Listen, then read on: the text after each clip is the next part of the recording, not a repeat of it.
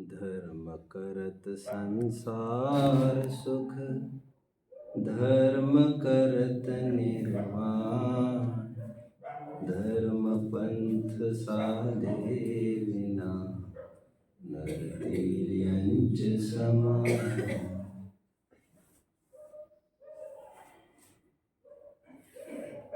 मोक्षार्थियों, वस्तु का ज्ञान करने के लिए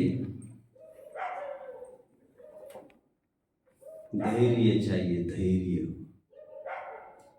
टाइम टेकिंग प्रोसेस है। कभी कभी तो पूरी हयाती लगानी पड़ती है। एक व्यक्ति को समझने के लिए भी जो 10-10, 20-20 साल उनके संपर्क में रहा है, उनकी कंपनी में रहा है, वो भी उसे नहीं समझ सकता। इसलिए कहा जाता है पेशेंस पेज ऑफ। धैर्य चाहिए। उसी को टेक्निकल लाइंस में कहते हैं, पंडित जी की भाषा में, जब तक निर्णय की प्राप्ति नहीं होती है तब तक विचार करते रहो। ऐसा ही है या नहीं, इसको विचार करते रहो। जब तक आगम में लिखी हुई बात के इन्फ्रेंस तक तुम नहीं पहुंचते हो तब तक अनेक तर्क युक्तियों के माध्यम से उसकी सिद्धि विचारते रहो। जब तक निष्कर्ष तक नहीं पहुंचते हो समबुद्धियों से चर्चा करते रहो, विद्वानों से चर्चा करते रहो, करते रहो करते रहो करते रहो। कब तक? बस इतना ही मत पूछो। काश तुमने कब तक पूछा, इतना टाइम भी तुम उसी डेप्थ में उतरने के लिए लगाते। ओह, ऊपर से कोई चीज कैसी दिखती है और उसमें डुबकी लगाने पर एकदम ही अलग दिखती है। आंवला कैसे दिखता है? ऊपर से देखने पर कैसे दिखता है? ऐसे दिखता है 8 भागों में विभाजित कोई वस्तु है। ओके, उसमें अंदर उतर कर देखने पर क्या दिखता है? ये तो अखंड एक वस्तु है। ऐसा है या नहीं? ऊपर के मार्क्स कितने फिक्टिशियस है। एनीवे, संतरे की तरफ आइए। ऊपर से कैसा दिख रहा है? एक अखंड। अभी उसको परतें खोलिए, अंदर में कितनी चीजें दिख रही है? उसमें 16 चीजें दिख रही है। वज्रादपि कठोरानि, बहुत सुंदर नीति है। वज्रादपि कठोरानि मृदुनि कुसुमादपि लोकोत्तरानि चेतासि को ही विज्ञतुम अर्हति। नहीं समझे बच्चों? वज्रादपि कठोरानि, वज्र से भी कठोर दिखने वाले लोग पुष्प से भी कोमल अंदर से हो सकते हैं। इसका अंदाजा भी है तुम्हें? नहीं, बाहर से तो बहुत ऐसे दिखते हैं, वो बाहर से ही दिखते हैं। तुम उनके नजदीक तो जाओ। नहीं, हम तो काफी टाइम रहे, यही तो दिक्कत है। हमने नजदीक जाने की बात की और तुम टाइम फैक्टर से काउंट कर। नजदीक जाने के लिए भावों से जुड़ना पड़ता है। भावों से जुड़ने के लिए उनका जो लक्ष्य और पक्ष है उन पर एक देश अमल करना पड़ता है। तभी तो कहा जाता है वंध्या किम जानाति महति प्रसव वेदना। अब वंध्या क्या जाने प्रसूति के टाइम में कितनी पीड़ा होती है। एक विद्वान ही विद्वान की परीक्षा कर सकता है। तुम तो इतना ही कहकर बाहर निकल सकते हो, बढ़िया है, मानना पड़ेगा, बहुत पढ़ा लिखा है। शायद तुम पहली बार सुन रहे हो और इस विद्वान को भी सुन रहे हो पहली बार, और सुन भी पहली बार रहे हो। इट सीम्स तुम अभी मैदान में आओ, अखाड़े में आओ, 20 जन ऐसे लाइन में खड़े हैं और अलग अलग लिटरेचर्स के इंटरप्रेटर्स खड़े हैं। तुम कहाँ हो मेरे यार? एनीवे, निष्कर्ष किसी किसी बात की सिद्धि और परीक्षण के लिए आपको इतना अगाध धैर्य चाहिए, वहां पर कोई टाइम की बाइंडिंग नहीं है। और जो समर्पण के काम है वो समय क्या किसी की भी अपेक्षा नहीं रखते। जहाँ समर्पण है वहाँ शर्त नहीं, जहाँ शर्त है वहाँ समर्पण नहीं। इफ बीच में आया तुम्हारा, इफ गया, next. There are no ifs on this path. There are no buts on this path. Just acceptance and acceptance. Unconditional. मैं एक अच्छी बात कहने जा रहा हूँ, उसके लिए मैं मैदान साफ कर रहा हूँ। थोड़ा वार्म अप मेरा हो गया है। अब बल्ला उठाने के पहले और थोड़ी बात करता हूँ। मैं ऊपरी तौर पर देखने पर आपको क्या लग रहा है हम समझते हैं। I think this is your last session. आज आपका अंतिम सेशन है। अभी ये पता नहीं है किस्मत आपको फिर से कब लेके आएगी मेरे सामने। मेरे का तात्पर्य मैं नहीं, मेरे का तात्पर्य जिनशासन। मैं के भी कई अर्थ होते हैं, मैं यही तो कह रहा हूँ। व्यक्ति को समझने में बहुत टाइम लगता है। फिर मैं की बात करते, मैं रिकॉल नहीं कर पा रहा हूँ। मलुका एक साहित्यिक हुए हैं, अच्छे साहित्यिक हुए हैं। उनके एक फॉलोअर थे। वे स्वयं को, मतलब लोग उन्हें मलुका दास कहते थे। दास मलुका कह गए सबके करता राम। एक छंद मैंने सुना दिया आपको, क्योंकि आपको ये नहीं समझ में आ रहा होगा कौन सी कवि की बात कर रहे हैं। अब उन्होंने जितना साहित्य लिखा है उस पर रिटन बाय का नाम के नाम पर सब गुरु का ही नाम लिखा। तो लोग कहते तुम क्या लिख रहे हो यार, ये तो तुम्हारे गुरु का नाम। अरे इसमें तो हमारे गुरु को भी आपत्ति नहीं, तुम्हें आपत्ति क्यों हो रही है? नहीं, लेकिन तुम हो, गुरु तो गुरु हो। तुम तो ये कहना चाहिए कि ये मैं बोल रहा हूँ, तुम्हारा नाम लिखना चाहिए। तुम तो तुम्हारे गुरु का नाम लिख रहे हो। हम यही तो कह रहे हैं, हम वही बात करते जो हमारे गुरु कहते हैं। हम वचनों से अलग कहाँ है? आपको साहित्य देख लेना चाहिए। एनीवे, किसी को भी समझने में, किसी एक सिद्धांत को समझने में आपका जीवन दांव पर लग सकता है। जिनको याति ने पाई और तब सच्चा मजा आता है उसका नहीं, जो हार्ड अर्नड होता है, which is the result of so many tremendous endeavor, tremendous efforts, वो लॉन्ग स्टैंडिंग होता है। वो उसकी दम होती है। झटपट झटपट मिल जाए उसको कीमत नहीं होती। जिसको लॉटरी का टिकट लगाए ना, वो आज रात में बार में ही मिलेगा, बार में ही मिलेगा। ये मत पूछो कौन है वो आदमी।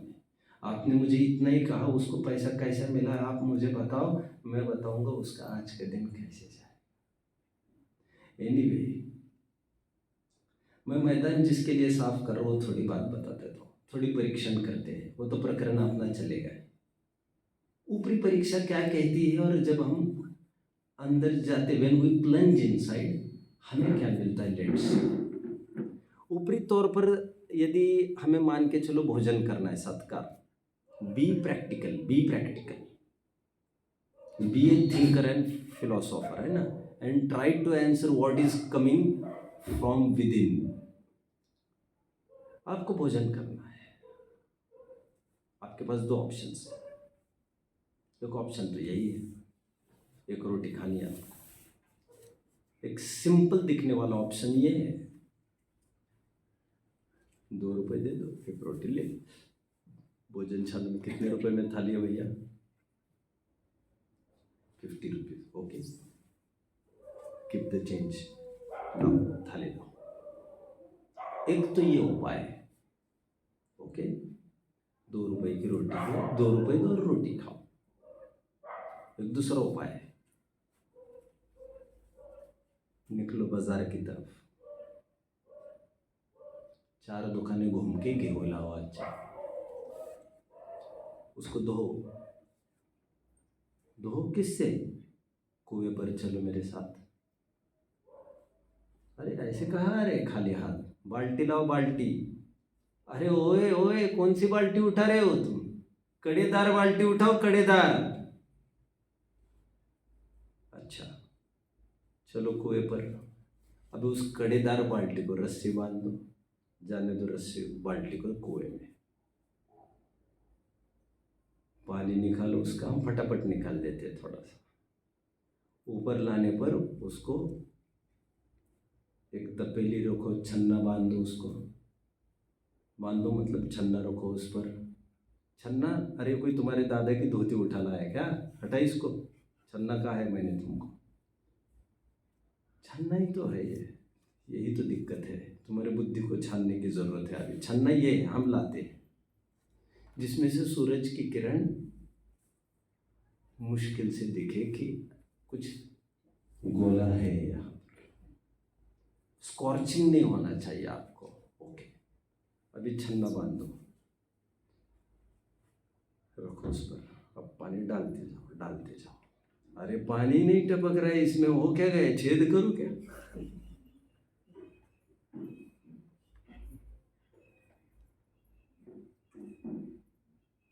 अभी पानी छना जा रहा है, सब बर्तन धो।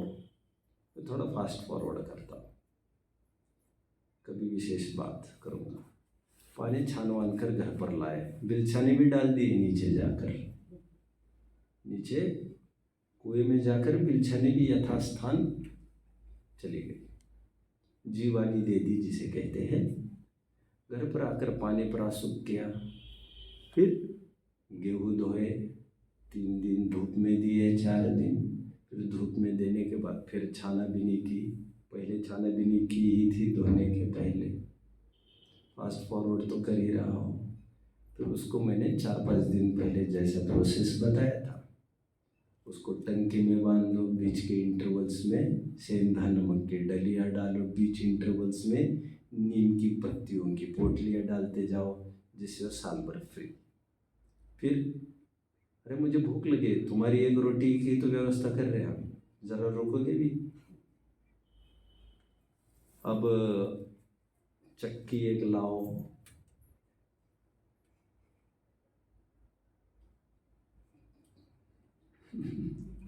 ये पीसनी पड़ेगी। यहाँ नहीं पीसोगे तो वहाँ पीसनी पड़ेगी। उठा, वहाँ कहा नीचे।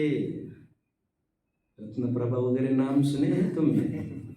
चक्की पीसनी पड़ती है क्या? हाँ, pissing and pissing and pissing. बेटे उठा जल्दी फटाफट। अच्छा अच्छा अच्छा। और ये तो लाइट वाली ही है, तुम्हारे दद्दा के टाइम की दिखाएंगे तो बेहोश हो जाओगे। अभी तो तुम इसी से काम चलाओ। पहले देखो जीव जंतु कहीं है क्या? अभी डालो गेहूँ, अभी आटा निकालो, मर्यादित पानी गूंथो, लोई बनाओ, रोटी तैयार कर देते हम। मैंने बहुत जल्दी बता दिया। और इसके बीच में आप वो पहला उपाय ही भूल गए रोटी का। 2 रुपये दो और रोटी लो। इतना बड़ा तो दूसरा उपाय हुआ। अब अपेरेंटली सीइंग, ऊपर से देखने पर हमें कौन सा उपाय सरल लगता है? पैसा दो, तमाशा देखो, पैसा फेंको, तमाशा देखो। पैसा कमाया ही इसके लिए हमने, hard earned money is to enjoy, ऐसे लोग समझते हैं। अब दुनिया में किसी को भी पूछो, इतनी आकुलता करेंगे हम। कितनी आकुलता देख रहे हो रोटी बनाने में, और रेडीमेड करने में कोई आकुलता ही नहीं है। ऊपर से कितना ऐसे ही लगता है, यही पिक्चर दिखाया जाता है। अभी ये बात गले उतरना हमारे कि आकुलता उसमें ज़्यादा है, इसमें कम है। कितनी टेढ़ी कीर है, लेकिन सीधी हो जाएगी अभी। Science be practical. कैसी है रोटी? अरे बढ़िया। महाराज को भी मैं सोच रहा हूँ, उनको भी 100-150 लेकर निकलो। महाराज को तो बुलाओ, रोटी कौन बना रहा है अंदर, क्या टेस्ट है उधर है। चलो जरा चौका दिखा देते हैं हम तुम्हें। अरे क्या बात है, आटे की चक्की भी दिखा देते, चलो कैसे चलती वो भी दिखा देते। चलो, मैं सत्य बात कह रहा हूँ बच्चों। जब गेहूं डाला गया है, चक्की ही नहीं चालू ही नहीं हो रही है। गेहूं भी डाल कुछ चालू, कुछ आ ही नहीं रहा है नीचे से। खोल के तो देखो यार, क्या प्रॉब्लम होगा? मरा हुआ चूहा है उसमें। अरे यार, ये खिलाया क्या तुमने हमको?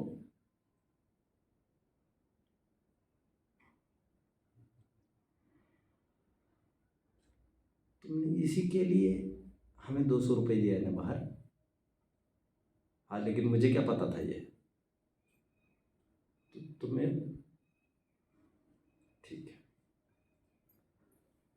अच्छा अच्छा अच्छा, फिर तो हम स्वयं ही अपना बनाएंगे। ऐसे ऊपर से लगता है। कहीं भी भोजनशालाओं में जितना 4 जन पुरता घर पर बनता है ना, उतने का ही भरोसा हो सकता है, उसी का भरोसा दिया जा सकता है। 40 का भरोसा जो देता है वो धोखा करता है दूसरों के साथ। अब ये खाने वालों को बहुत हल्ला गुल्ला करने की ज़रूरत नहीं है, क्योंकि उन्हें भी यह पता होना चाहिए वे स्वयं को ही धोखा दे रहे हैं, उनको कोई धोखा नहीं दे रहे। तुम भी तो समझदार हो। हाँ, लेकिन आप आकुलता की बात कर रहे थे। आप तो ये कह रहे थे 2 रुपए की रोटी में आकुल तो कुछ भी नहीं है, और ये इसमें तो आकुलता ही आकुलता दिख रही है। अभी तो ठीक है, इसमें जीव जंतु है आदि ये बात है। यदि नहीं होते तो, नहीं भी होते तो तब भी तुम्हें तो पता नहीं होता ना। तुम्हें तो प्रमाद का दोष तो लगता ही, क्योंकि तुमने तो कुछ भी नहीं किया है। और वे जो अंदर है वो सदाचारी 8 मूल गुण वाले तो दिख नहीं रहे हैं तुम्हें, है भी नहीं वे।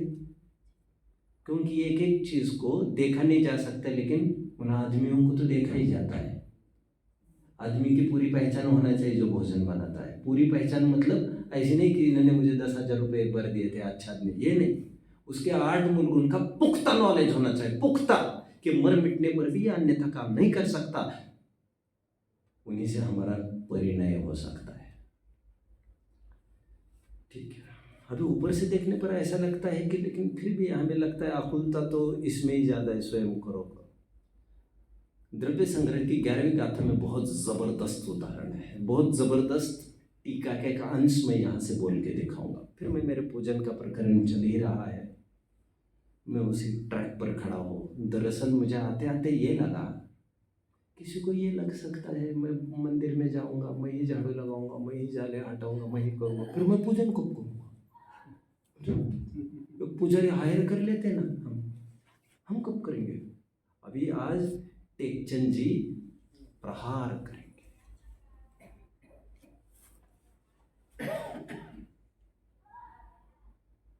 बोलना नहीं चाहता, खोपड़ी शब्द खराब है, तुम्हारी दुर्बुद्धि के 1000 टुकड़े करेंगे। क्या कहा?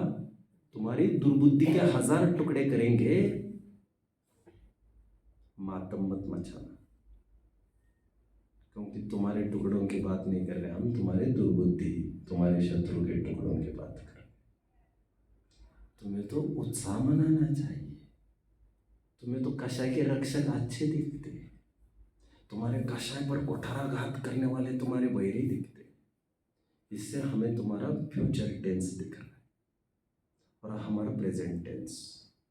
हमारा प्रेजेंट टेंस मतलब मत बोलो वो यार, माना तो शाबाश, न माना ठीक। और अक्सर लोग समाधान नहीं चाहते, जितना मैंने देखा है लोग समाधान नहीं चाहते, लोग भड़ास निकालना चाहते हैं। क्या पंडित जी उसने भी ऐसा किया था, ऐसा किया था, तुम ये हमें क्यों बता रहे? तुम हमें बता क्यों रहे? हमसे कुछ चाहते हो तुम सॉल्यूशन, क्या हम पर आकर ठोक कर जा रहे हो? तुम समझ क्या रहे हो? तुम भड़ास भड़ास वन वे भड़ास निकाल के जा रहे हो तुम। अरे भाई, कितनी सुंदर बात हमारे पास पता थी जो तुम्हें कोई भी नहीं बताता, तुम चले गए। काश तुम समाधान के लिए आते, लेकिन तुम्हें तो अपना अपना पुष्ट करने के लिए आए हो। तुम्हें अपना उल्लू सीधा कराना है। और इसी रुतबे में तुम समोशरण में प्रवेश कर गए थे, याद आ रहा है? अब तुम्हें कोई भी नहीं हिला सकता बाबा, कोई भी नहीं डिगा सकता। तुम इतने सरल हो जाओ, इतने सहज हो जाओ। हजारों गलतियां मेरे में है, कोई सुधारो भैया, कोई बताओ भैया। बीच रास्ते में खड़ा हो क्या, बताया करो भैया, बताया करो, ऐसा मत करो, मेरे मजे मत लो। हमारे चेहरे के दाग हमारे आंखें नहीं देख सकते, दुर्दैव है। दर्पण के सामने हमारे जाने की त्याग है। एनीवे, मैं ये कह रहा था कि अभी 11वीं गाथा द्रव्य संग्रह बहुत जबरदस्त है। ये मुझे विकल्प क्यों सता रहा है मैं बता रहा हूँ आपको। लोग ये समझते मंदिर में हम क्या क्या करेंगे, और कल बात क्या क्या आ रही थी। गुमानी राम जी ने साफ साफ ये कहा था, तेरा पंथ के उनके नियमों में स्वयं पूजन आदि सब काम करना, स्वयं बुहारी देना, सब लिखा था। अब आदमी तो ये समझता है, आज तो बड़ी पोल खुलने वाली है साहब। आज टेकचंद जी ये कहेंगे, स्वयं द्रव्य घर से धोकर लाना, स्वयं शुद्ध वस्त्र घर पर पहन कर आना। अब हमने तो ये सोचा था वहाँ पर मंदिर होता है, वही सब व्यवस्था होती है, वहाँ पर हमारा सफारी सूट बूट उतार देंगे एक तरफ, वहीं पर धोते दुपट्टे होते हैं, वही फेंक फाक कर, तो उसको कौन धोएगा। तुम्हारा नौकर लगो ना, पैसा लो ना आप। अरे तुम्हें कर कम पढ़ लो ना, तुम्हें कर जाओ ना इसको तुम्हारे शुद्ध साफ सुथरे पानी से। फिर तुम कहते हैं कैसे आदमी लगाए इन्होंने, कौन सी जाति के लगाए, कैसा पानी, कहे देखो देखो ये, हम तो यही, हम देख रहे हैं, देखो देखो ये आदमी। तुम 2 अर्घ कम पड़ जाओगे तो कोई बिगड़ेगा नहीं तुम्हारा, और 2 अर्घ और ज्यादा पड़ जाओगे तो तब भी कुछ तुम्हारा होने जाने वाला नहीं है। लकीर के फकीर, मुझे पूजन ही नहीं की, मुझे पूजन, मूर्ख हो तुम। और अक्सर लोग ये चाहते हैं, इसलिए मैंने कल कहा था, एक विद्वान मेरे से कह रहे थे आपके संस्थानों में तो मैं रहता ही हूँ विगत 20 सालों से, और लोग जो संस्था में देखते हैं हमें कहते, मुझे बहुत बार बाद में पता चलता है ऐसा चल रहा है, क्योंकि मुझे ताक झाक करने की आदत कहीं भी नहीं है। क्या हो रहा है इस कोने में, क्या हो रहा है कोने में, मैं कभी भी जानने का उत्सुक नहीं रहा। मेरे तक लोग किसी बहाने लाते कह रहे यहाँ पर ऐसा हो रहा है, सुबह सुबह थालियाँ लग रही है, सुबह सुबह द्रव्य लग रहा है, अभी दिन भी नहीं खुला है। तुम्हारी तो बुद्धि खुली है ना, तुम्हारा तो दिन खुला है ना, तुम तो उनके पोसे हुए गुलाम हो क्या, तुम उन्हीं के बताए रास्ते पर चलोगे क्या, तुम्हारा अपना कोई रास्ता नहीं है क्या, तुम्हारा पानी अपना नहीं है क्या, तुम सांस नहीं स्वतंत्र लेते हो क्या, इतने आजाद भारत में तुम रह रहे हो, आजादी के पूरे सिद्धांत बताए जा रहे हैं, तुम क्या लूले हो क्या, तुम तुम्हारा काम नहीं कर सकते क्या। फिर धोती दुपट्टा कौन धोएगा हमारा, फिर ये कौन करेगा हमारा, फिर द्रव्य कौन धोएगा, फिर ये कौन करेगा, फिर ये कौन करेगा, ये कौन करेगा। ओ, मैं रोटी की तरफ अभी आने वाला हूँ, थोड़ी देर में आ रहा हूँ। ये विकल्प क्यों सता रहा हूँ, मुझे ये कह रहा हूँ। और लोग हजारों प्रतिमाएं विराजमान कर लेते हैं, क्या कहा, हजारों प्रतिमाएं विराजमान हो रही है आजकल मंदिरों में, 3 मंजिल 4 मंजिल 5 मंजिल के, 1 भगवान 2 भगवान 5 भगवान 10 भगवान, भगवान ही भगवान, 24 त्रिकाल 24 ही, और अरे 3 ही काल है, अच्छा हो गया, नहीं तो 10 दिशाओं के 3 काल के, क्या क्या होता है, चारों तरफ घूमो, भगवान ही भगवान, भगवान ही भगवान। अरे भाई कितनी कृत्रिमता। और प्रक्षाल कौन करेगा, और कैसे होगा प्रक्षाल, या तो नौकरों को हाकोगे तुम, क्यों क्यों हुआ नहीं क्या, क्या कितना टाइम लगता है, और क्या होता है, इतना क्या है, हाकोगे तुम उनको। वैतनिक आदमी रखे हैं तुमने, उनकी पीड़ा दर्द समझते नहीं, उनके आकुल तो तुम समझते नहीं, उनकी बीमारी सुमारी, उनको तो बेचारे पापे पेट का सवाल है, आकर उठ के आ जाएंगे यहाँ पर, फटाफट फटाफट करेंगे, वो आकुल तो चल रही उनके दिमाग में। तेते पाव पसारिए जेती लंबी सौर, हिंदी की कहावत।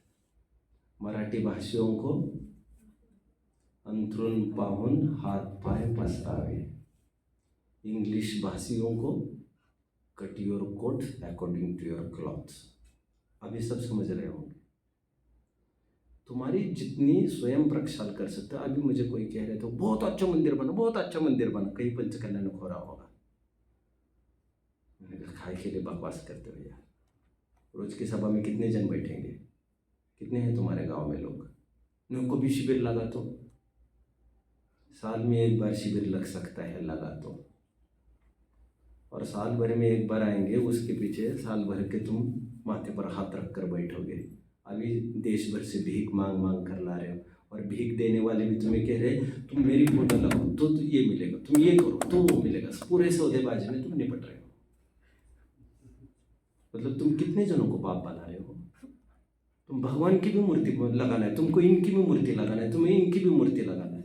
तुम्हें जो कहेगा मेरी मूर्ति लगा, तू यहाँ 1 करोड़ देता जा, मेरी मूर्ति लगा। हालत इतनी खराब। और साल भर उसका झाड़ू कौन लगाएगा, पोछा कौन लगाएगा, कौन फटकेगा धूल, कोई खबर नहीं है तुम्हें इसकी। और इतना मंदिर इतना बड़ा ना, मेरा अरमान था। इसीलिए मंदिर की जिम्मेदारी मेरी अपनी है। उतना ही घर बनाना चाहिए जितना हम स्वयं ध्यान रख सके। मंदिर उतना ही होना चाहिए, एक वेदी और 4 जन इच्छुक को प्रक्षाल करने के लिए। और तुम्हारी हालत इतनी उल्टी है, तुम्हारी तो वेदियां है 40 और आदमी 4 नहीं आ रहे वहां पर, और तुम कर करके परेशान। क्या कहा, भगवान की वैयावृत्ति कर करके परेशान हो रहे। अहो भाग्य था, परेशान हो रहे। एनीवे, तो मुझे एक विकल्प आया ये कहने का कि हमें वो लगता है रेडीमेड द्रव्य कहीं मिलेंगे तो हमारे आकुलता बच जाएगी। सुनो, लिसन मुझे क्या कहना है। मैं इतना क्यों कहा आपको, 2 रुपए की रोटी की तरफ आ रहा हूं मैं। हमें क्या लगता है रेडीमेड द्रव्य मिल जाए, धोती दुपट्टा वही छोड़ के आ जाएंगे, कोई धो दे उसको, हम वहां पर उपयोग लगाएंगे, भगवान और हम। अबे हम काहे के लिए इसमें समय लगाएंगे, क्यों समय लगाएंगे? अरे लेकिन ये कौन देखेगा कितने विवेक से हो रहा है? तुम और हम ही तो देखेंगे। और विवेक का ही नाम तो धर्म है। और धर्म क्या होता है?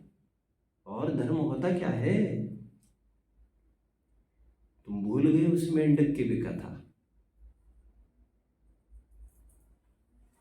यदर्चा भावेन प्रमुदित मना दर्दुरैः क्षणाजासित स्वर्गी गुणगण समृद्धा सुख निधि लभंते सर्वभक्ता शिव सुख समाजम।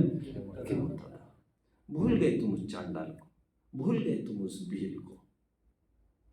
ना भावना का तुम्हें कुछ पता है, ना विवेक का पता है। एक कोर्स में तुम ढले हो, मैकेनाइज्ड हो रहे हो, कंप्यूटराइज्ड हो, रोबोट जैसे जैसे फंक्शन डाल दिए। रोज सुबह 7 से 8 मुझे रोज वहां पर ऐसे ऐसे एक्टिविटी करना, बस करना मतलब करना, तुम्हारा माइंड सेट के गुलाम हो।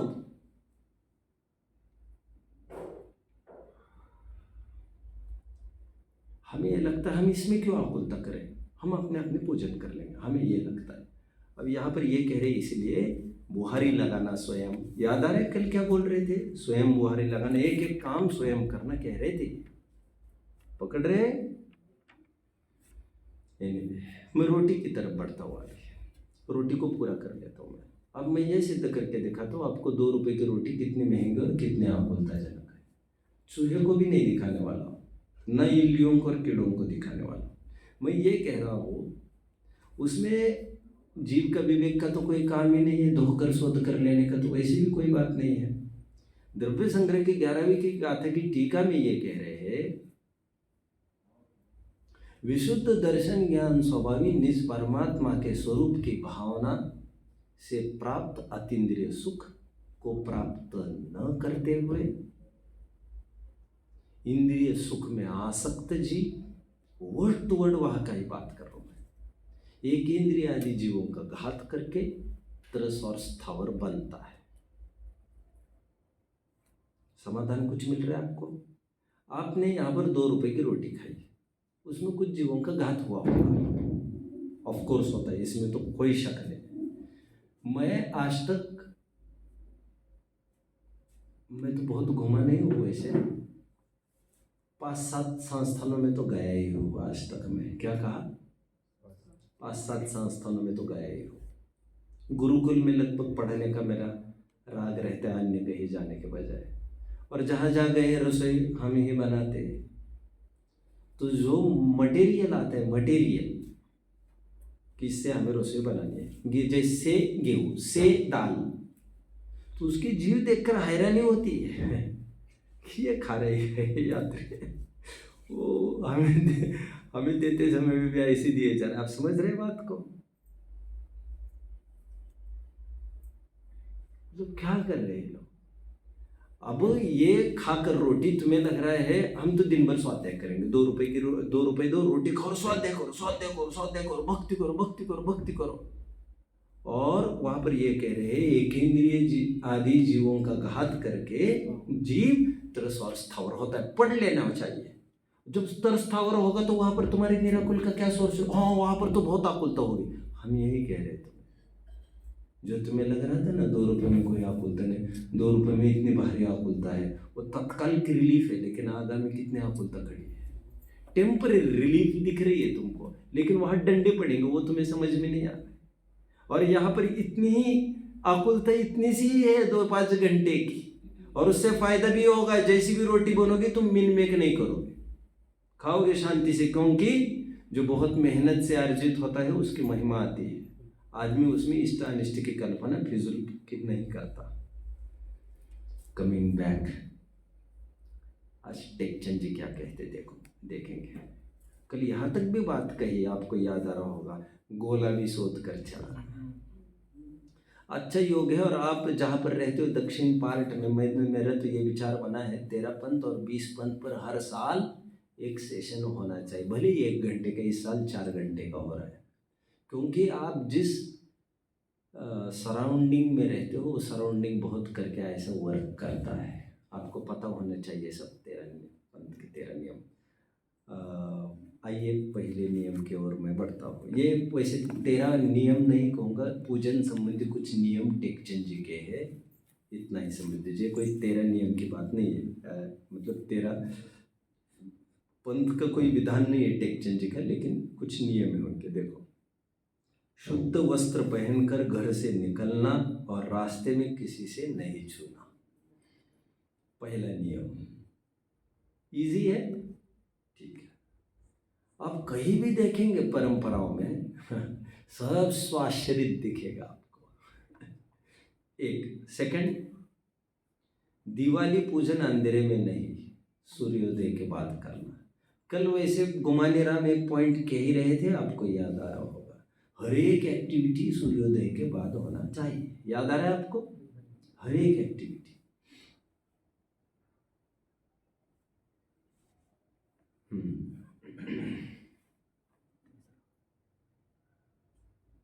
थर्ड, पूजन के बाद शास्त्र स्वाध्याय शुद्ध वस्त्र पहनकर ही करना।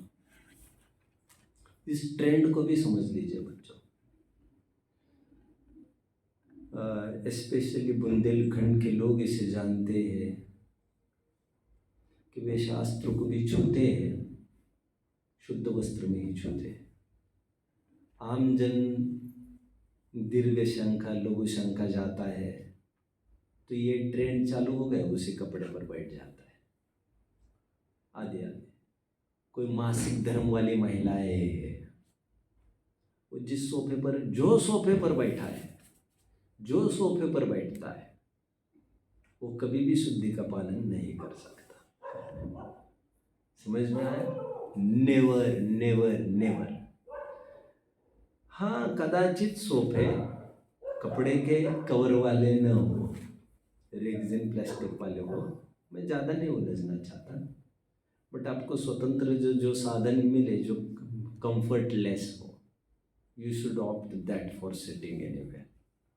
आपको कुशन की कुर्सी, एक सिंपल कुर्सी, आपको सिंपल कुर्सी को ऑप्ट करना चाहिए एनीवे। अभी सोफे पर बैठने में क्या दिक्कत है? कभी धुलने का तो सवाल ही नहीं।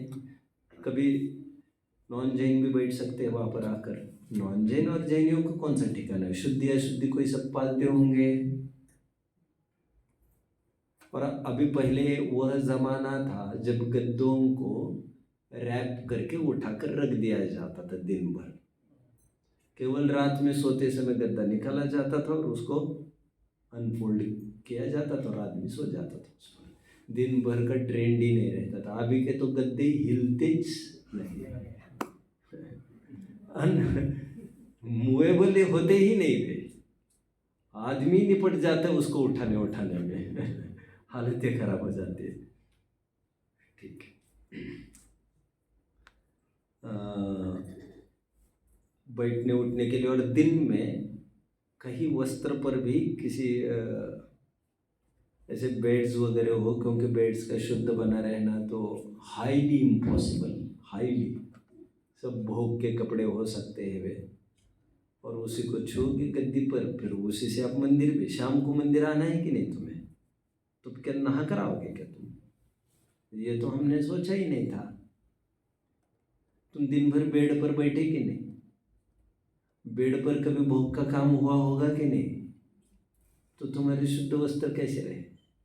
ऐसा एक विवेक की बात कही जाती है। तो शास्त्र को मंदिर में आने का भी निषेध होता है, शास्त्र को भी छूने का निषेध होता है, राइट। और आज भी कई सभाएं ऐसी भी देखी है मैंने जहाँ पर यदि बिजनेस के कपड़े से ही लोग आ जाए, वहाँ पर बैठ जाए, तो वे ग्रंथों को नहीं छूते, केवल आकर बैठते हैं।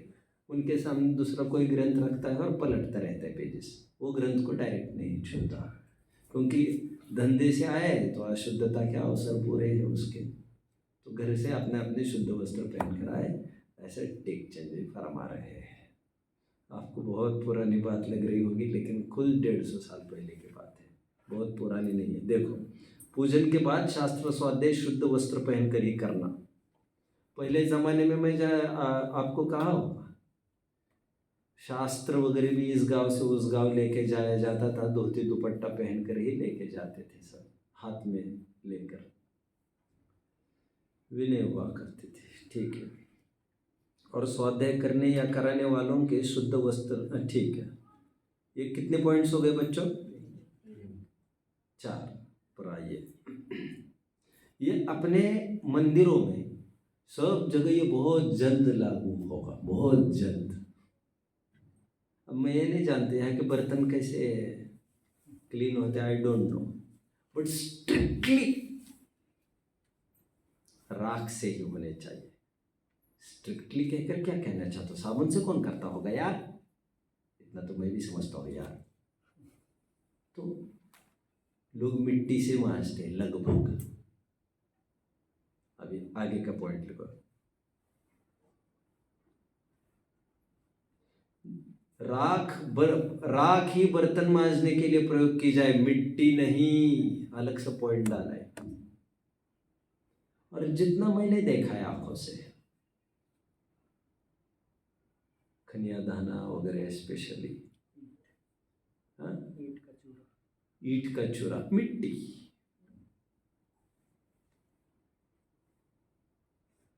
और यहाँ पर राख इसलिए कहा जा रहा है, राख is considered to be most अचित मटेरियल, शुद्ध मटेरियल राख माना जाता है, एकदम शुद्ध मटेरियल। बर्तन वगैरह भी इसीलिए राख से ही मंजे जाते हैं, वे ही शुद्ध माने जाते हैं। हम तो खा लेते हैं भोजन में, उसी थाली में दूसरे दिन बिना धुले भोजन, आप ही भोजन करो साहब, आप ही की है, तो करोगे आप? सत्कार नहीं करोगे, क्यों? गंदा क्या है? चावल ही है वो, अशुद्ध मतलब क्या? आपको बोलना पड़ेगा, बोलो, आप कुछ बोलो, तो आप बोल नहीं पाएंगे ज़्यादा, खैर। लेकिन मैं कह रहा हूँ साबुन से धो दिए हुए बर्तन, अभी कैसे है? और साबुन कैसे बनता है? चर्बी से बनता है। लाओ, हम थाली आपकी चर्बी से साफ करते, लाओ। कैसा लग रहा है आपको? अब खाएंगे आप उस थाली में? सब हमारे माइंडसेट की बात है। अभी माइंडसेट हमने बना लिया, साबुन मतलब क्लीन, आपको वैसे ही दिखता रहेगा। माइंडसेट है, माइंडसेट। अभी हमने नया पिल्लू तुम्हारे खोपड़ी में घुसा दिया, अभी आपको चर्बी दिखेगी वहाँ पर, यदि घुस गया होगा तो। समझ में आ रहा है? घबराओ नहीं, कुछ भी नहीं होता लोगों को, इतने गीदड़ के चिंडे के, कोई नहीं, कुछ नहीं होने वाला। ठीक है, एक समाधान का सेंटर है जिनशासन। आप ये अपेक्षा नहीं करना आपकी कशा का पोषण होता रहेगा यहाँ पर, नहीं नहीं नहीं, तुम गलत जगह आए हो। यहाँ पर समय समय पर तुम्हारे कान पकड़े जाएंगे।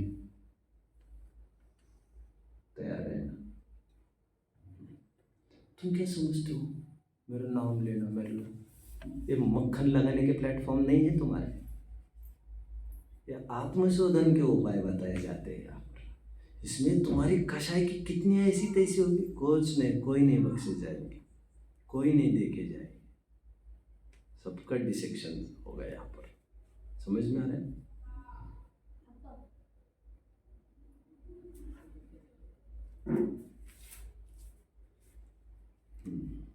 देखो मिट्टी मिट्टी समझ में आता है, ध्यान रखना चाहिए बच्चों हमें भी। और इसकी जिम्मेदारी आपकी है, आपकी है, आपकी है, सबकी हमारी जिम्मेदारी है। समझ रहे?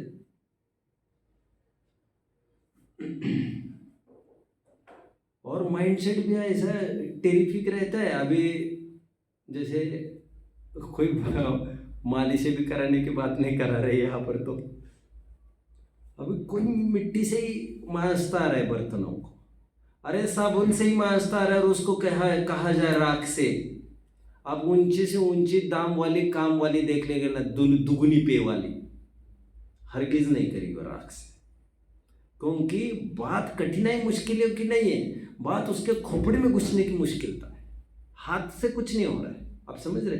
उसके दिमाग में बैठा है राख से कैसे बर्तन मांजेगी, नहीं नहीं हमसे नहीं होगा। ठीक है, आगे देखिए। ओहो हो, कितने जनों की छाती पर जाकर घाव होगा, मैं क्या कर सकता हूं। कितने पॉइंट हो गए? ओह, नोक ज्यादा पैना है अभी। ले आगे का तीर। वक्ता गद्दी पर बैठकर प्रवचन ना करे, बड़ा कर्कश है ये। हमारे शट अप दिस नॉनसेंस। हमारे अरे तुम किसके नाम ले रहे हो यार? सबकी खटिया खड़ी कर रहे हैं यहाँ पर। अभी बहुत जन कुशन की गद्दी पर, कुशन की चेयर पर बैठकर स्वाध्याय कराते हैं, घूमने वाले। अब वो गया जमाना गद्दी पर। अब उनको तो लगते नहीं हम गद्दी पर बैठे, पूरी गद्दी ही है ये। तुम तो ये समझ रहे हो कि लकड़ी पर गद्दी रखने से उसको कहते गद्दी पर बैठना। तुम गद्दी के बाप पर बैठे हो। कुर्सियां होती है, जानते ना, कुशन की कुर्सियां, उस पर भी प्रवचन करते हैं आजकल। देखो, एक स्पीच और प्रवचन में जमीन आसमान अंतर है। भाषण और प्रवचन में जमीन आसमान अंतर है। मुझे भारी अटपटा लगता है, लोग प्रवचन के कुछ लोग प्रवचन के बीच में पानी पी लेते हैं। समझ में आता है? अरे तुम्हें इतना भी संयम नहीं है क्या? तुम उनको उपदेश देने के लिए बैठे हो। प्रतिकूलताओं में कैसे भी कुछ भी बात बने, समता धारण करना चाहिए। अब 1 घंटे में भी 2 घंटे में भी अच्छा कि नया ट्रेंड चालू है घूमते घूमते पढ़ाने का, नए अंदाज में पढ़ाते थे हम। वस्तु स्वरूप, वस्तु स्वातंत्र्य, स्याद्वाद अनेकांत, यहाँ से वहां तक स्याद्वाद और वहां से यहाँ तक घूमते घूमते अनेकांत समझाता है। वहां से यहाँ तक आते आते अत्यंत अभाव, वहां से आते आते आते अन्योन्य अभाव। आपने देखा ये? और आजकल उसे बहुत अच्छा माना जाता है, but this is against our ethics, this doesn't match our principles and morals. तुम कैसे तुम एरिया समिति पूर्वक देखकर चलना करना, कोई विवेक है कि नहीं तुम्हें? और जिन वचन के समय तो कम से कम, क्योंकि ये मंच है, मतलब ये स्वाध्याय हॉल ही है, ये यहाँ पर तो पूरा विवेक रखना चाहिए। एनीवे, यहाँ पर क्या बोला जा रहा है? वक्ता गद्दी पर बैठकर प्रवचन ना करे। वैसे 84 असाधना दोषों में एक दोष मैंने आपको बताया है, वो भी यही है कि गद्दी पर बैठकर प्रवचन नहीं करना। उतने समय के लिए तुम्हें धैर्य रखना है। हर इतना सुखिया बुद्धि मत बन, अभी टाइम तो इससे भी खराब आने वाला है। Get prepared. कितनी भी प्रतिकूलता में वो प्रवचन कर लेते, कैसे भी कितनी भी पीड़ा हो प्रवचन कर लेते, लेकिन गद्दी पर ही करते हैं। बहुत अच्छा है भाई, ये फिर तो क्यों काय की प्रतिकूलता। पीछे भी पंखा चाहिए, या एसी वगैरह कुछ, समझ में? निरंतर हवा चाहिए पीठ पर, फिर पसीने से लथपथ होने पर कैसे प्रवचन करेंगे? ऐसे भी बहुत जनों का सोचना है। आगे, पैर को हाथ लगाकर मैल नहीं निकालना। टेकचंद जी के कुछ नियम है। पैरों पर हाथ नहीं लगाना। बहुत जनों का आदत होती है ना, पैरों के तलवे को हाथ लगाना और फिर जिनवानी वगैरह पर शास्त्र कर देते हैं। देखे होंगे आप लोगों ने, फोटो छपे या हो, तलवे पर एक हाथ ग्रंथ चलता रहता है। क्या कर सकते हैं? चलिए, मंदिर की सभी सामग्री, हाँ आगे का पॉइंट, 2-3 पॉइंट्स बचे आपने, है ना? मंदिर की सभी सामग्री, कोई डाउट?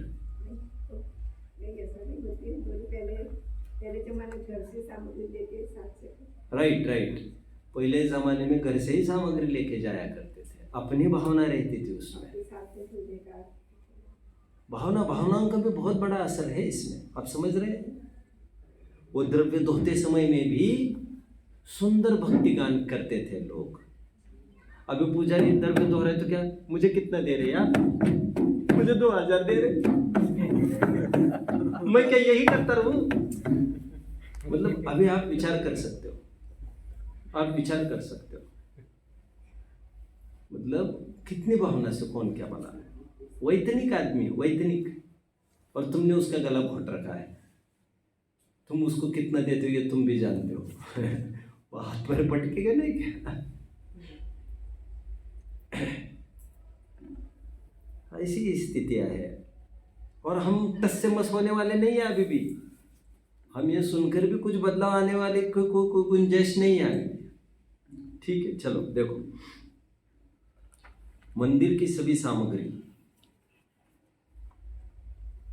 कपड़े जितने भी हैं मंदिर के, वह दर्जी के पास वहां नहीं भेजे।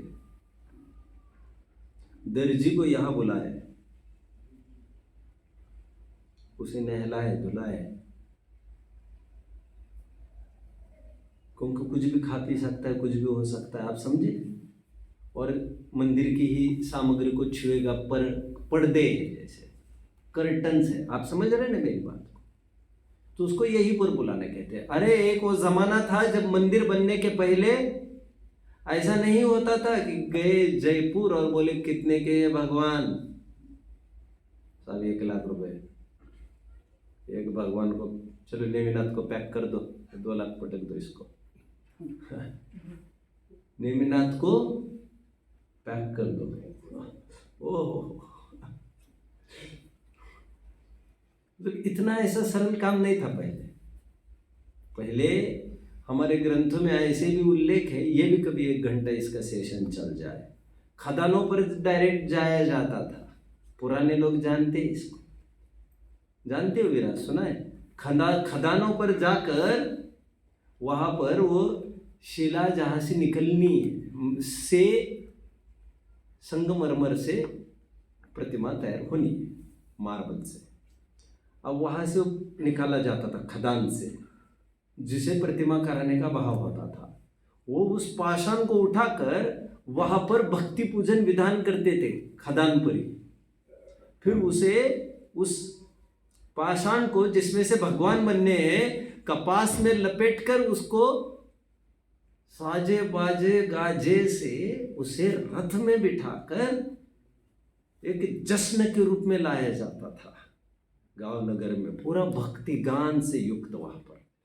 फिर जो कर्मचारी अपॉइंट होने वाले थे, कारीगर, उनको बुलाया जाता था और ये कहा जाता था आपको यही हमारे सामने रहकर ये सब करना है और आप सोओगे भी यही। यहां सोने का मतलब सीधा है, पत्नी से दूर रहना, मतलब तब तक तुम ब्रह्मचर्य पालन करो। स्मोकिंग वोकिंग तो बहुत दूर, यहाँ पर 8 मूल गुण का पालन होगा। लेकिन हम ये क्यों करेंगे सब इतना? तुम करेंगे तुम्हारे भगवान के लिए नहीं, तुम्हारे भगवान के लिए। हमारा भगवान कौन सा है? पैसा। हम दुगना देंगे तुम्हें, आ जाओ कल से, दुगना देंगे हम, और बीवी का भी पिंड छूट जाएगा। ओह ग्रेट, अच्छा हो गया यार। जीवन भर और कोई प्रतिमा बनानी हो तो बताओ।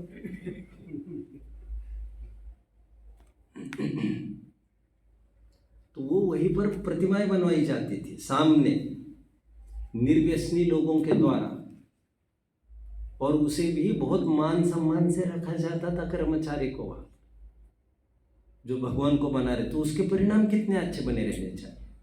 उसको प्रेम से स्वयं भोजन कराया जाता था। आप समझ रहे हैं? उसका समर्पण तो देखो। ब्रह्मचर्य का पालन वो करने वाला है तुम्हारे प्रांगण में आकर। ऐसा हुआ करता था, और ये चलता था महीनों तक काम। तुम मंदिर खड़े होते थे।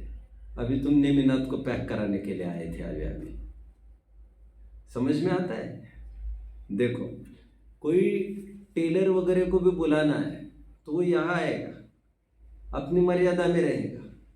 समझ रहे हैं? मंदिर की सभी सामग्री, कर्टन्स, छत्र, चवर, जो भी कुछ है, दर्जी को अपने पास बुलाकर नहलाकर धुलाकर नियम दिलाकर फिर सिलवाए। पुस्तकें आदि जिद फटी हो तो कहीं बाइंडिंग प्रेस में न दे, उस आदमी को यहाँ बुलाए, अपने शुद्ध मटेरियल से ही वो करे। सरेस आदि जो हिंसक पदार्थ है, फेविकॉल आदि जैसे, उससे कुछ भी नहीं कराते थे पहले। एक उस जमाने को हमारे पूर्वज पास ऑन करके हम तक छोड़ गए।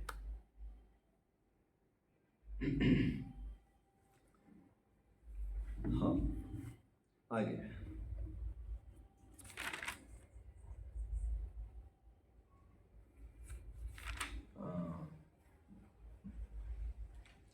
एक पॉइंट मुझे मिसिंग लग रहा है। चलिए, वैराग्य पाठ पढ़ते समय मृदंग आदि योग्य नहीं है। सिंपल नियम है। वैराग्य पाठ होते हैं ना, उसके समय में मृदंग आदि का काम नहीं है। कह रहे नेक्स्ट, इसका भी बहुत जल्दी अमल होना है अपने यहाँ। रात्रि में मंडल नहीं मार डाला। रात्रि में तो सब झमेले होने नहीं चाहिए। मंदिर में तो बड़ी मुश्किल से एक हाथ कोई लाइट चले, उसमें दर्शन करे और बाहर निकले लोग। रात्रि में लोग लगभग घंटों, एक एक दो दो घंटे खपा कर रात में वही मांडना करते रहते, और वे समझते हम बड़ी भक्ति करते हैं। मैं यही कह रहा हूँ, आपको वस्तु स्वरूप समझने में कितना खपाना पड़ेगा समय, क्योंकि आपके दिमाग में जो बसा है वो बसा है। अभी तुम चाहते हो हमारी शाबाशी तो दी नहीं हमें, और हमारा गला पकड़ लिया सबके बीच में। तुम्हें उसी तैयारी से यहाँ आना पड़ेगा। तुम्हारे कोई मक्खन नहीं लगाया जाएगा तुम्हें यहाँ। हाँ, ये वो गद्दी नहीं है, यू आर सैडली मिस्टेकन, जहाँ पर तुम्हारी चापलूसी की जाएगी। तुम कुछ मूर्खों को दोस्त बनाओ, तुम्हारा अपना, वे तुम्हें अच्छा अच्छा कहते रहेंगे। ओह बात सही है, बात सही कहेंगे। यहाँ पर हर एक दुष्प्रवृत्तियों का करारा सामना करना पड़ने की तैयारी से ही तुम यहाँ पर आओ और बैठो। फड़फड़ाओ मत ज़्यादा, क्योंकि तुम्हारा कुछ नहीं बिगड़ रहा है, तुम्हारे बिगाड़ का बिगड़ रहा है। अब तुम बिगाड़ को ही अपना समझते हो, तो ये डिफेक्ट तुम्हारा अपना निजी है। खोपड़ी को ठीक करो। तुम्हारे कशा को पोषण का कोई अवसर नहीं है। इस दरबार में उन्हीं का सम्मान है जो कसाई के ऐसी तैसी करने पर जो आह्लाद फील करता हो। नहीं तो बनाए रखो उसको सिर पर तुम्हारे, मंडराते रहो। 2-5 दिन के आकड़ करो और फिर तैयार हो जाओ। समझ रहे हैं? डाउनफॉल के लिए नहीं बनेगा, नहीं बनेगा। और मैं पर्सनली, मैं ऐसा व्यक्ति हूँ, पर्सनली मैं किसी की भी झूठी प्रशंसा कभी भी नहीं कर सकता, कभी भी नहीं, और की भी नहीं। और उस दिन से पहले ही मेरा मरण हो जाए। समझ रहे? किसी भी स्थिति में किसी की झूठी प्रशंसा नहीं करेंगे। हाँ, शायद कोई वर्क कर जाएगा तो मैं ये काम नहीं कर सकता हूँ, तुम तो बहुत अच्छा काम कर लेते हो यार, फिर तुम ये क्यों नहीं करते? वो एक अलग मनोविज्ञान है, that is psychology, that is my art. But मेरे निजी स्वार्थ की सिद्धि के लिए मैं किसी के मक्खन करता रहूं, ऐसा कभी नहीं होगा बच्चों, कभी नहीं, कभी नहीं। अब मेरा रोज काम कर दोगे आकर, और मैं तुम्हारी एक हाथ, मेरे रोज झाड़ू पोछा भी कर दोगे आकर, बर्तन भी मांजोगे आकर, और मैं तुम्हारी एक छोटी सी, मैं बहुत मतलब एक हाथ गलती को मैं नजरअंदाज कर दूं, ऐसा कभी नहीं होगा, ऐसा कभी नहीं होगा, नहीं होगा, नहीं होगा। मैं छोड़ूंगा नहीं तुम्हें, सचमुच नहीं छोड़ूंगा। और तुमने सोचा हमारा कितना संबंध है, कितना नजदीक है, कितनी नजदीकी है, धोखे में हो तुम। हमें धर्म से बढ़कर कुछ नहीं है, ना था, धोखे में तुम थे। और कोई सौदा हमारा हुआ नहीं था, तुम झाड़ू पोछा लगाओगे तो हम तुम्हारी गलतियां माफ करेंगे, ये तुमने भूत अपने दिमाग में स्वयं भरा है। तुम जिम्मेदार हो उसके लिए, कोई पनाह नहीं है।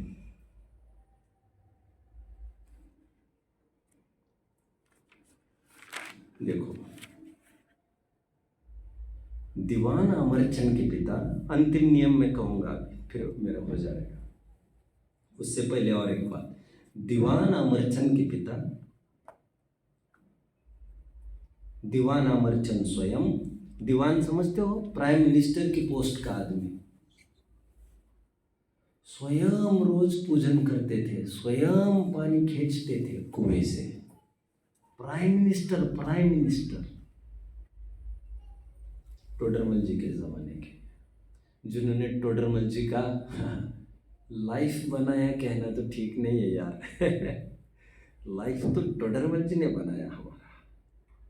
क्या कहा, समझ रहे कुछ?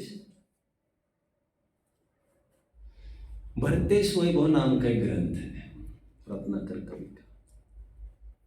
भरत जी के यहाँ किसी मुनियों का आगमन हुआ आहार के लिए। आहार के लिए जैसे उनका पड़गान हुआ, पड़गान के लिए भरत जी उनको चौके तक लेके जा रहे। सीन कितने जन समझ रहे हैं? इसका भी मंचन कर सकते हो आप लोग। अब मुनि के स्थान पर किसको दिखाया जाइए तो एक बड़ा संकट है। ऐसे कॉस्ट्यूम लाया जाए, जो सोच लो, अभी मैं ज्यादा क्या कहूँ। मुनिराज फॉलो कर रहे किसे? भरत जी को, क्योंकि मुनिराज को चौका कहाँ है ये थोड़ी पता है। उनको तो यही पता है जहां पर मुझे लेके जाया जा रहा है वो विश्वसनीय स्थान है, मुझे योग्य आहार मिलेगा, इतना ही पता है मुनिराज को। अभी तुम कौन से कमरे में उनको घुसाओ ले जाकर, वो उनको क्या पता है कौन सी गली कौन से नंबर की, कितना बड़ा साधारण घर तो नहीं होगा उनको तो उनके घर में जब मुनिराज को ये लेके जा रहे हैं तो भरत जी ये सोचते हैं, भरतेश वैभव का एक प्रसंग, भरत जी के आइए आइए आइए आइए आइए, तो भरत जी सोचने लग गए। बहुत जबरदस्त सीन है बच्चों ये। भरत जी सोच रहे हैं, क्या मूर्ख आदमी हूं मैं इनको मार्ग दिखा रहा हूं। अरे मार्ग तो ये दिखा रहे हैं हमको, लोग समझते मैं मार्ग दिखाता हूं मैं क्यों कह रहा हूं इतना? टोडरमल जी का लाइफ बना दिया। तो ये दीवान अमरचंद थे, सॉरी ये दीवान वालचंद थे, वे दीवान रतनचंद थे, आई एम सॉरी, ये दीवान अमरचंद अलग थे, सॉरी सॉरी। दीवान, लेकिन दीवान एक पोस्ट प्राइम मिनिस्टर की रहती थी उस जमाने में। तो वे स्वयं अपने हाथ से पानी खींचकर स्वयं पूजन प्रक्षाल करते थे। तो राजा जयसिंह ने यह कहा उनको, जिनके वे खास आदमी थे, कि तुम ये करते हो यार, हम पैसे दे देंगे, ये सब तुम लगाओ आदमी, ये सौभाग्य हमें ही करना है, हम ही करेंगे, नौकरों के से हमारा समाधान नहीं होगा। अंतिम पॉइंट, मंदिर में आते समय सामग्री घर से लेकर आए। अंतिम पॉइंट हो गया बच्चों। सामग्री लेके आए क्योंकि उसमें श्रद्धा, भक्ति, समर्पण दर्ज होता है अपना। जितना पराश्रित है उतना कॉम्प्रोमाइज करना पड़ेगा। और कॉम्प्रोमाइज मतलब मोक्ष मार्ग के साथ कॉम्प्रोमाइज। 2 5 चावल के दाने कम चढ़ाओगे, चावल नहीं चढ़ाओगे तो कुछ भी बाल बांका नहीं होने वाला है तुम्हारा, कुछ भी नहीं होने वाला। तुम ये दिमाग में घुसा सको तो तुम्हारा काम बन जाएगा। और मैं वैज्ञानिक हूँ, पूजा विधि फल में मैं काफ़ी बोल कर आया हूँ, और कुछ कुछ ऐसी बातें की है मैंने उसमें जो बहुत डेयरिंग करके बोला हूँ। और मैं इसकी फिक्र नहीं करता कि उसको कौन स्वीकार करेगा और कौन विरोध करेगा, मुझे कोई लेना देना भी नहीं। ठीक है, तो ये सब तेरा पंथ के 13 नियम कि हमने वैसे तो 3 विवक्षाएं देखी अलग अलग विद्वान की, और एक टेकचंद जी के नियम के तहत इसी से संबंधित कुछ प्रकरण भी हमने देख लिया। जितना हमारे जीवन में फॉलो हो सके हमको तो उसे करना ही चाहिए। ठीक है, ज़्यादा दिखावा नहीं और लकीर के फकीर बनने की ज़रूरत नहीं है, भावनाओं से काम बनना चाहिए। मिट्टी का एक जगह बात आई थी, उसको पूरा कर दे। तो मिट्टी का प्रयोग क्यों नहीं करना बर्तन मांजने में? ईंट के चूल्हे की बात थोड़ी अलग है, मैं उसमें अभी उलझना नहीं चाहता। ईंट के चूल्हे का अलग फैक्टर, मिट्टी की बात अलग। जहाँ तक मैंने देखा वो ईंट का चूल्हा रहता था क्या, जिससे वो मनोज भैया करते थे। क्योंकि मिट्टी होती है ना, वो मिट्टी एक पृथ्वीकायिक चीज़ है जो दिख रही है, उसमें पृथ्वीकायिक जीव रहते हैं। वो अच्छी चीज़ नहीं मानी जाती, जैसे राख मानी जाती है। और ईंट यद्यपि अच्छित है लेकिन उसको हवा की भट्टी में आदि, तो हालांकि कोई ये समझता है राख को बनाया तो नहीं गया है कि राख तो बनी है, वो तो राख को कोई बनाता नहीं है, ईंट को तो बनाकर फिर उसको अलग किया है। तो इसमें आरंभ हो गया, ये समझने की बात है। किसी को कुछ भी प्रश्न हो तो आप पूछ सकते हैं, अदरवाइज चलो आप चले जाओगे, आप कल चले जाओगे। हाँ, मतलब अंतिम सेशन है अभी। मैं 1 घंटा वैसे और बोल सकता हूँ आपके लिए ही अलग सा, but this is not fair time now. तो मैं 1 लाइन का मैसेज देता हूँ आपको कि यहाँ से कोई चीज़ अच्छी लगी है आपको, आप वो एक बात आती है ना, अच्छे लोगों के घर उजड़ना चाहिए और खराब लोगों के घर बसने चाहिए। समझ में आता है क्या कहा? अच्छे लोगों के घर उजड़ जाए, खराब लोगों के घर बस जाए। बोले क्या क्या, आप उल्टा तो नहीं बोल रहे? नहीं, अच्छे लोग यहाँ वहाँ जाते रहे, यहाँ जाएंगे तो नए नए जनों के संपर्क में आएंगे, तो मार्ग को प्रचारित करते रहेंगे, मार्ग को प्रसारित करते रहेंगे, तुम यही बने रहोगे। तो सीमित ऑरा में ही तुम्हारा पवित्रता बनी रहेगी। लोग देखे आपको, लोग समझे आपको। भगवान का विहार होता है ना हर जगह, तो अच्छे लोगों का